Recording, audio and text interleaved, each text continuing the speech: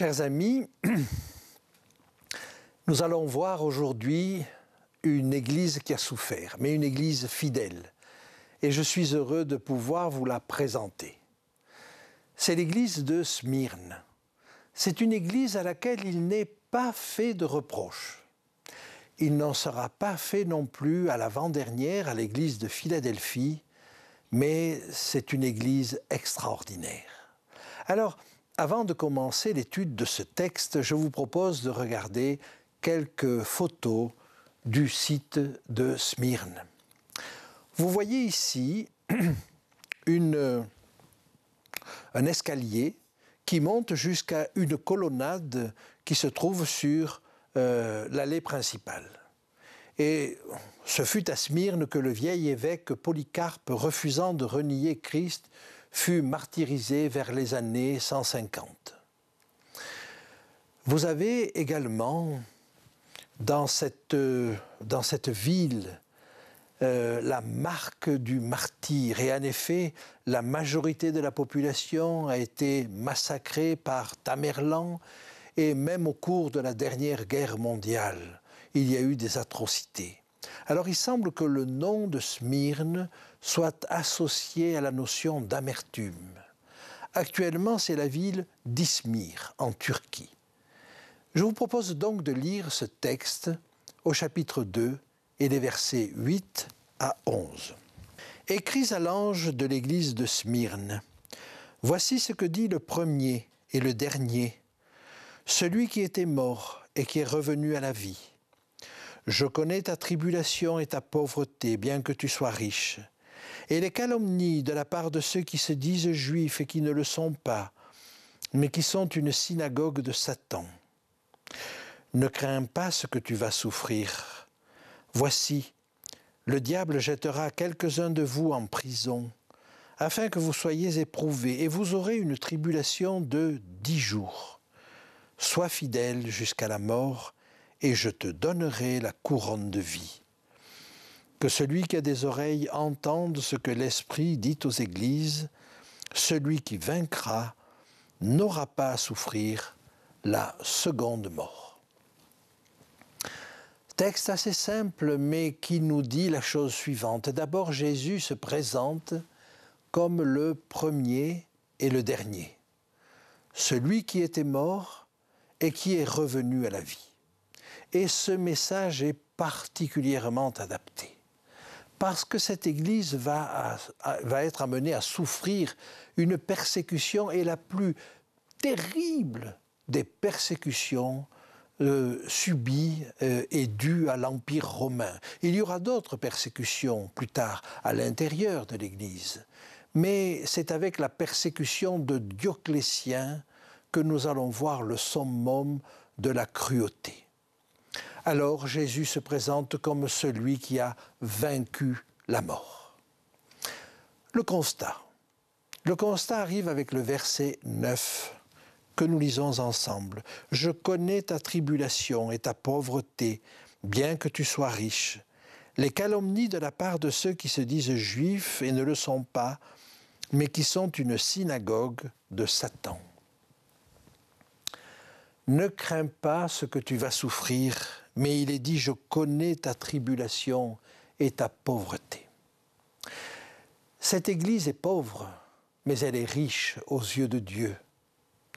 Elle va vivre des conflits avec les Juifs. Et en effet, pendant les premiers siècles, le conflit a consisté à ne pas vouloir se mélanger, parce que les Juifs étaient parfois l'objet de persécutions de la part de l'Empire romain, et les chrétiens ne voulaient pas subir ces persécutions, ne se considérant pas comme juifs, et vice-versa.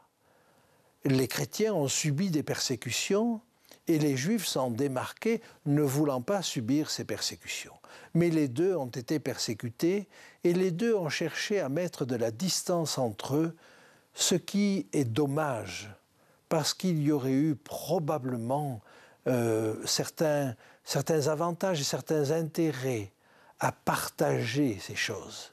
Et en effet, la suite des événements montre que les Juifs ont refusé de reconnaître Jésus. Je dis les Juifs qui sont restés typiquement juifs, mais un bon nombre de Juifs à l'époque de Jésus et même à l'époque des apôtres se sont convertis.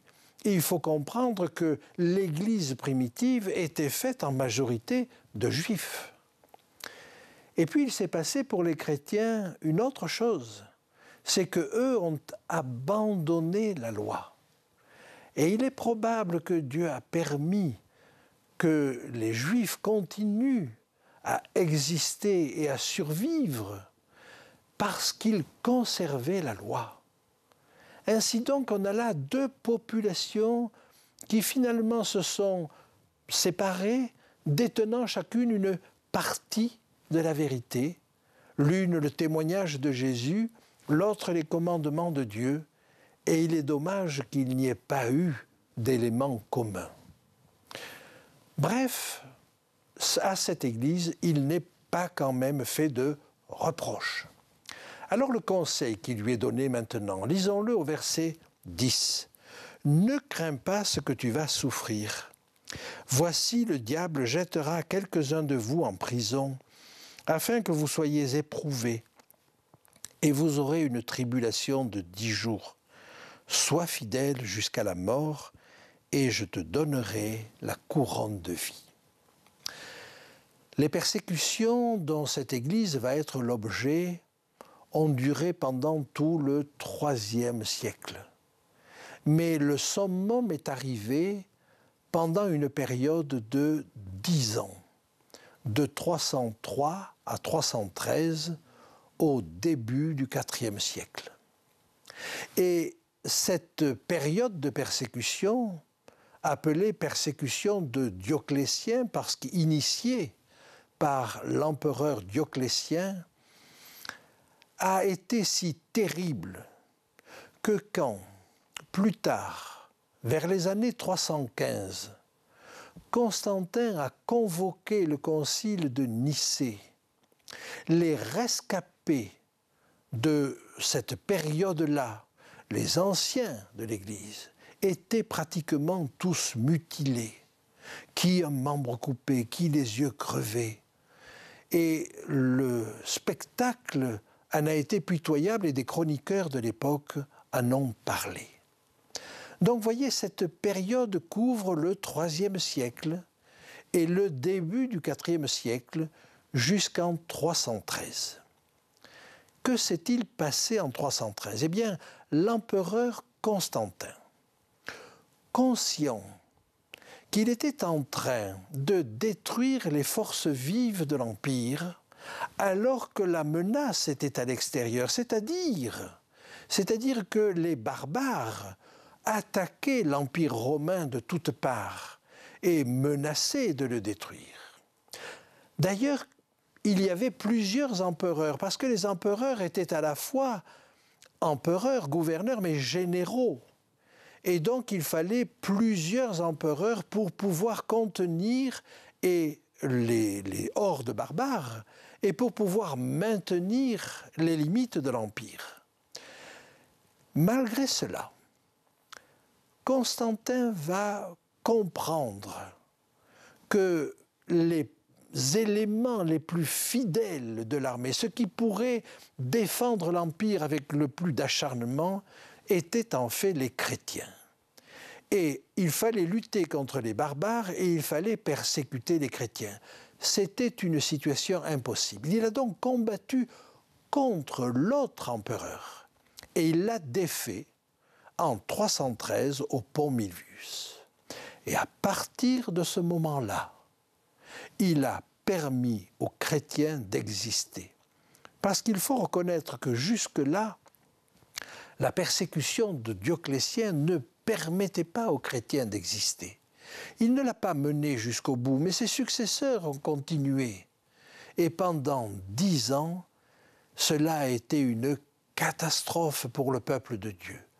Catastrophe peut-être, mais c'était un test. Parce qu'à cette époque-là, le fait de devenir chrétien correspondait à un risque. Et l'on ne devenait pas chrétien simplement parce que ça faisait bien. Non, quand on devenait chrétien, on savait ce qu'on risquait. Et curieusement, le nombre des chrétiens a augmenté. Le sang des chrétiens dans les arènes était une semence de l'Évangile. Ça a été une période dure, mais une période faste pour l'Église. Et Dieu le lui dit, le lui conseille, sois fidèle jusqu'à la mort. Parce que Dieu sait que malgré la souffrance qu'il a permise auprès de ses fidèles, cette souffrance a entraîné la conversion de nombreuses autres personnes. Alors il lui promet, je te donnerai la couronne de vie. J'aimerais que nous lisions ensemble un texte qui se trouve dans l'épître de Jacques au chapitre 1er. Heureux l'homme qui supporte patiemment la tentation, car après avoir été éprouvé, il recevra la couronne de vie que le Seigneur a promise à ceux qui l'aiment. Ça n'est pas simplement une question de courage, c'est une question d'amour. Le fait de résister dans l'épreuve ne peut avoir pour mobile que l'amour. Je vous invite à lire un deuxième texte, si vous voulez, dans la deuxième épître à Timothée. Désormais, la couronne de justice m'est réservée, dit Paul. Le Seigneur, le juste juge, me la donnera en ce jour-là, et non seulement à moi, mais encore à tous ceux qui auront aimé son avènement. Une fois de plus, c'est une question d'amour. Aimer son avènement. Alors je vous propose de regarder maintenant le verset 11. Il nous est dit au verset 11 du chapitre 2, la promesse faite à cette Église. Que celui qui a des oreilles entende ce que l'Esprit dit aux Églises. Celui qui vaincra n'aura pas à souffrir la seconde mort. Que signifie cette seconde mort? Le texte se trouve, et le fait se trouve décrit à la fin de l'Apocalypse. Il faut arriver à la fin de ce livre pour comprendre ce qu'est la seconde mort. Alors je vous propose de regarder au chapitre 20 ce qui nous en est dit. Apocalypse 20.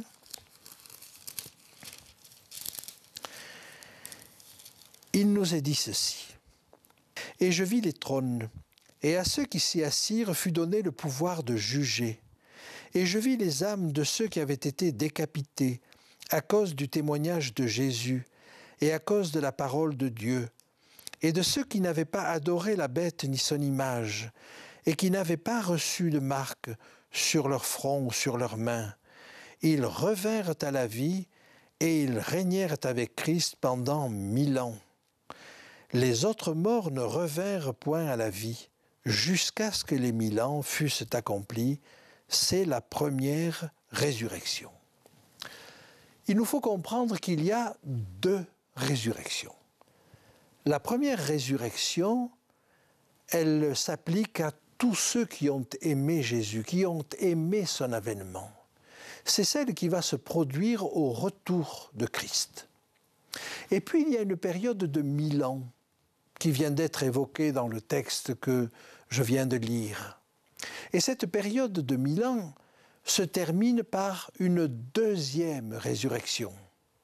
Et cette deuxième résurrection, elle s'adresse à tous les réprouvés, tous ceux qui n'ont pas accepté Christ, tous ceux qui se sont rebellés contre lui. Et ceux-là, bien sûr, doivent ressusciter pour assister à leur jugement. On ne peut pas condamner quelqu'un en son absence. Mais une fois qu'ils auront ressuscité, une fois qu'ils auront entendu la sentence, une fois qu'ils auront compris pourquoi ils ne faisaient pas partie des élus, le texte montre qu'ils vont rester dans le même esprit. ils ne vont pas se repentir. Et ils vont donc subir une deuxième mort. Cette deuxième mort, cette mort définitive, c'est celle qui est décrite sous la forme de l'étang ardent de feu et de soufre que nous trouvons à la fin du chapitre 20 et au chapitre 21. Je vous propose de le lire. La mer rendit les morts qui étaient en elle, la mort et le séjour des morts rendirent les morts qui étaient en eux, et chacun fut jugé selon ses œuvres. Et la mort et le séjour des morts furent jetés dans l'étang de feu. C'est la seconde mort, l'étang de feu. Quiconque ne fut pas trouvé écrit dans le livre de vie fut jeté dans l'étang de feu. Cette seconde mort nous est également décrite au verset 8 du chapitre 21. Mais pour les lâches, les incrédules, les abominables, les meurtriers, les impudiques, les enchanteurs et les idolâtres et tous les menteurs, leur part sera dans l'étang ardent de feu et de soufre, ce qui est la seconde mort.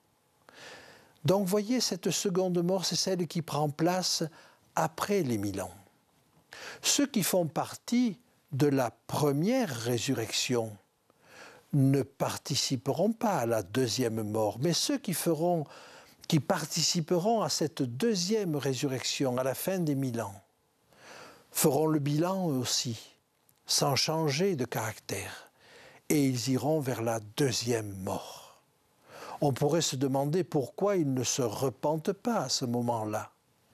Mais il nous faut regarder à ce qu'a été l'expérience de Judas. Quand il a compris ce qu'il avait fait, qu'il avait livré le juste, ne croyez-vous pas qu'il aurait pu aller demander pardon au pied de la croix? Non, il ne l'a pas fait. S'il l'avait fait, je ne doute pas que Jésus l'aurait pardonné. Jésus est prêt à pardonner quiconque s'adresse à lui, même après les pires choses commises. Mais la pire chose à commettre, c'est de ne pas même concevoir qu'il y a un pardon de Dieu. Alors, ils n'en demandent pas pardon, ils ne le regrettent pas. Simplement, leur culpabilité leur apparaît tellement lourde qu'ils ne se supportent plus eux-mêmes. Et Judas va se suicider. Et bien de la même manière, à la fin des 1000 ans, ceux qui n'ont pas suivi le Christ, ceux qui n'ont pas découvert ce qu'était le pardon en Christ, ceux qui appliquent leur propre justice, aux yeux de leur propre justice, se rendre compte qu'ils sont condamnables et ils vont à la seconde mort. Cette mort, c'est la mort définitive et elle est comparée à ce qui est arrivé aux villes de Sodome et Gomorrhe, qui n'existent plus. Ça n'est pas un lieu de souffrances éternelles.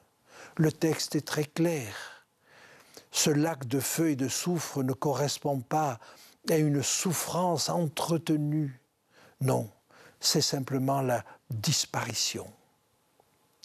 Alors, si cette disparition est là, nous n'avons plus rien à craindre d'un retour du mal. Et le prophète Nahum le dit bien, la détresse ne paraîtra pas deux fois. Ce que l'on peut dire à cette Église, c'est « ne crains pas ».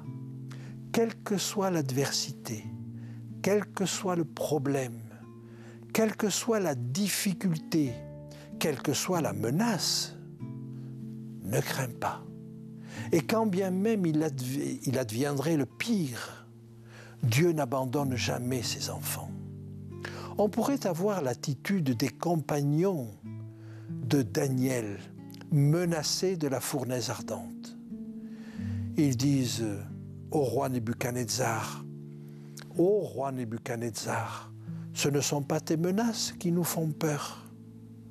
De toute façon, tu ne peux pas changer quelque chose. Il y a une chose que nous pouvons garder par-devers nous et qu'aucune menace ne peut changer, c'est notre fidélité à Dieu. À partir de là, nous n'avons rien à craindre. Ce que fera Dieu ne dépend pas de nous. Il a sauvé les compagnons de Daniel, il n'a pas sauvé les premiers chrétiens dans les arènes, mais cela lui appartient. Nous n'avons rien à craindre.